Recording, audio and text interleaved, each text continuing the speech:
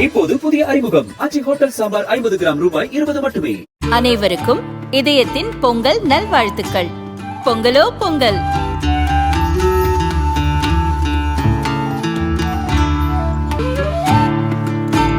அனைவருக்கும் இதயம் மந்த்ராவின் பொங்கல் தின நல்வாழ்த்துக்கள். பொங்கலோ பொங்கல். 2 ஸ்பூன் போதும்.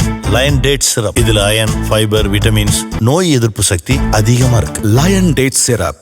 இப்போது பழனிசாமி செய்திருப்பதை தான் அப்போது நான் செய்ய சொன்னேன், ஆனால் என்னை வெளியே அனுப்பிவிட்டார்களே என்று தன் ஆதரவாளர்களிடம் தாவேகாவில் இணைந்த முன்னாள் அமைச்சர் செங்கோட்டையன் புலம்பி தள்ளுகிறாராம்.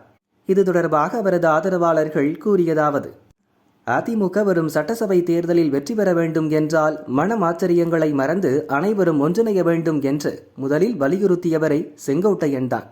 பின்னர் அவரது தலைமையில் 6 முன்னாள் அமைச்சர்கள் 2025 ஜூலை மாதம் பொதுச் செயலாளர் பழனிசாமியை சந்தித்து பேசினர்.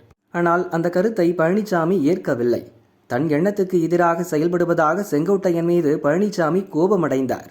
அதன் பிறகு செங்கோட்டையனுக்கு தன் உறவினர்கள் மூலம் நெருக்கடி கொடுக்க துவங்கினார்.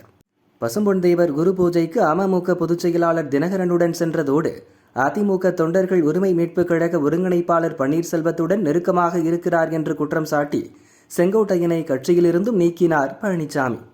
இதனால்தான் செங்கோட்டையன் தாவேக பக்கம் தாவும் நிலை வந்தது.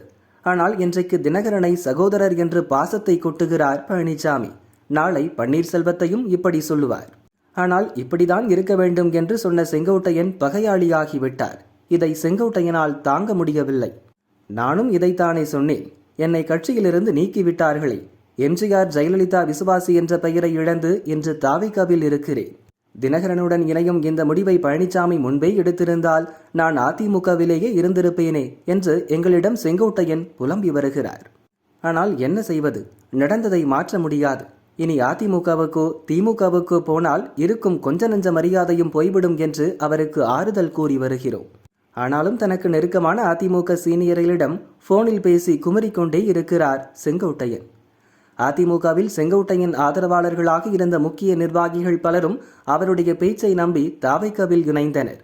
சில மாதங்களாகியும் கட்சியில் அவர்கள் யாருக்கும் பொறுப்பு தரப்படவில்லை.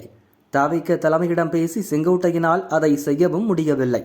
இதனால் அவரை நம்பி வந்த ஆதரவாளர்கள் பலரும் செங்கோட்டையன் மீது கடும் அதிருப்தியில் உள்ளனர். இதுவும் அவருக்கு கடும் நெருக்கடியை ஏற்படுத்தியுள்ளது.